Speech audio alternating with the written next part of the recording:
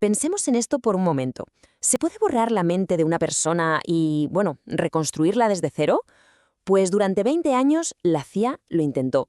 Y lo hizo en secreto, usando a sus propios ciudadanos como si fueran, bueno, como conejillos de indias. Esta es la historia, la verdad es que bastante escalofriante, del proyecto MK Ultra. Estas palabras que acabamos de leer son de Russell Kirk, una de las víctimas del programa. Su testimonio es de 1983, y la verdad es que captura a la perfección el horror de ser, sin saberlo, un conejillo de indias humano. Estaba atrapado en una pesadilla que, como él mismo dice, ni siquiera podía llegar a entender. Y aquí está la pregunta clave, ¿no? La que vamos a intentar responder. ¿Cómo pudo un programa secreto de la CIA llegar a arruinar la vida de estadounidenses durante 2 décadas enteras? Pues vamos a verlo, tirando de documentos desclasificados y testimonios para entender cómo un proyecto que nació del miedo, del pánico de la Guerra Fría, acabó convirtiéndose en una especie de guerra encubierta contra la mente de su propia gente. Bueno, pues para entender de verdad la magnitud de MK Ultra, lo primero es ponerle cara. Hay que conocer a las personas, a las víctimas, cuyas vidas cambiaron para siempre. Es que no hablamos de espías ni de soldados en un campo de batalla, para nada. Hablamos de gente normal y corriente. Pacientes que iban al médico buscando ayuda para la ansiedad o presos en penitenciarias federales. A toda esta gente se le dieron drogas. Se les sometió a procedimientos súper extremos. Y lo peor de todo, sin que ellos lo supieran. Sin su consentimiento, por supuesto. Y esta transcripción, nos acerca a una de esas tragedias de una forma muy cruda. Aquí, Farrell Kirk, que era un recluso, cuenta cómo le dieron unas drogas que le llevaron a intentar quitarse la vida, una y otra vez. Sus palabras lo resumen todo, es que es demoledor. Me deprimí mucho porque sabía que algo andaba mal y no podía entender qué era. Vale, ya hemos visto el lado humano. Ahora vamos a meternos de lleno en el programa. ¿Qué era exactamente el proyecto MK Ultra? ¿Qué buscaban con todo esto? Pues tirando de los propios documentos de la CIA, el objetivo era desarrollar el arma definitiva para la guerra psicológica. Buscaban un método para controlar el comportamiento humano, para manipular mentes a su antojo. Así de claro. Y ojo, que el programa duró 20 años. 20. Nació en plena Guerra Fría, con ese pánico generalizado a que el bloque comunista tuviera ya técnicas de control mental. Y acabó, como no, con una orden muy clara. Destruid todas las pruebas. Un intento de que el mundo, de que nadie se enterara jamás de lo que había pasado. Vale, ahora viene lo fuerte. Vamos a ver los métodos. ¿Qué técnicas y qué sustancias usó la CIA en esa búsqueda del control total de la mente? Hay que fijarse bien en el lenguaje de este memorando interno de la CIA.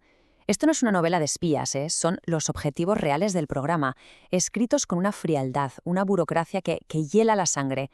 Buscaban, y cito, sustancias que promoverán el pensamiento ilógico o materiales que causarán confusión mental. O sea, en esencia, estaban escribiendo un manual para desmontar a un ser humano. Y aquí tenemos la prueba. Un documento de 1953, firmado por el jefazo del programa, Sidney Gottlieb. Aquí aprueba un subproyecto para experimentar con LSD. Es que los alucinógenos no eran una herramienta más, no. Eran el núcleo, el centro de todo el plan desde el minuto 1. Pero quizás el ejemplo más extremo de todos ocurrió en Canadá.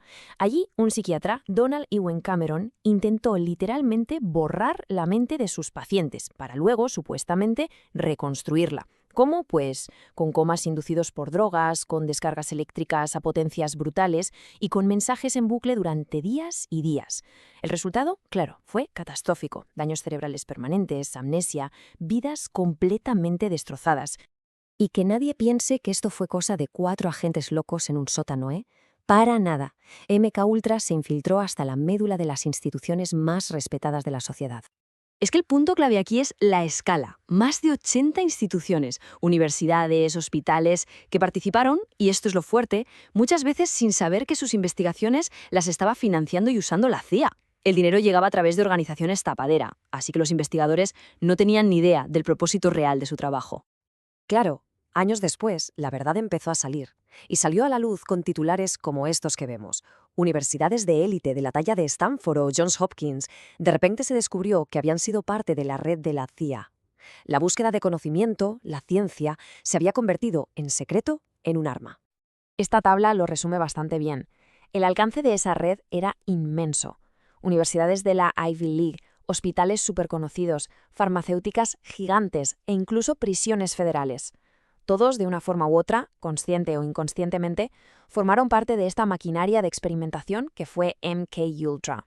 Y con todo esto llegamos ya al final de la historia, o mejor dicho, al momento en que todo estalla, el encubrimiento, la investigación que lo destapó todo, y las consecuencias, que la verdad duran hasta hoy. Esta fue la conclusión, clara y directa, del Comité Church, que fue la investigación del Congreso que por fin sacó el programa a la luz. Y fue una declaración demoledora, porque confirmaba lo que se sospechaba, la violación sistemática de la ética médica y de los derechos humanos más básicos. Toda esta historia de la revelación se puede contar como en 3 actos. Primero, el encubrimiento, el intento desesperado de borrarlo todo. Segundo, la revelación, gracias a la prensa y a la investigación del Congreso. Y tercero, y esto es casi de película, el descubrimiento casi por casualidad de un montón de registros financieros que impidió que el secreto quedara enterrado para siempre. Este titular del Washington Post lo clava. Captura a la perfección la tensión de aquellos días. Por un lado, la CIA intentando ocultar su pasado a toda costa. Y por el otro, el Congreso y la prensa presionando, exigiendo respuestas, pidiendo que los responsables dieran la cara. Y aquí es donde la cosa se vuelve profundamente irónica. El juez Brennan lo dijo bien claro. Esto era una violación del Código de Nuremberg. Y es que hablamos del mismo código que Estados Unidos ayudó a crear para juzgar precisamente los experimentos con humanos de los nazis después de la Segunda Guerra Mundial. Es tremendo. Así que, con la mayoría de los archivos destruidos a propósito, la gran pregunta sigue en el aire. ¿Se han revelado todos los secretos? Pues seguramente no. ¿Qué otros experimentos se hicieron que nunca salieron a la luz? ¿Cuántas víctimas más hubo de las que no sabemos nada? Es posible que la verdad completa se haya perdido para siempre. Y cerramos con esta reflexión, que es bastante sombría. ¿Cuánta gente vio sus vidas arruinadas por las pruebas secretas de la CIA? La respuesta es que probablemente nunca lo sabremos del todo. Y ese es el legado de MK Ultra. No solo lo que sabemos, sino esa certeza inquietante de todo lo que seguramente nunca llegaremos a saber. Un recordatorio muy oscuro del peligro que supone el poder sin control y el secreto gubernamental.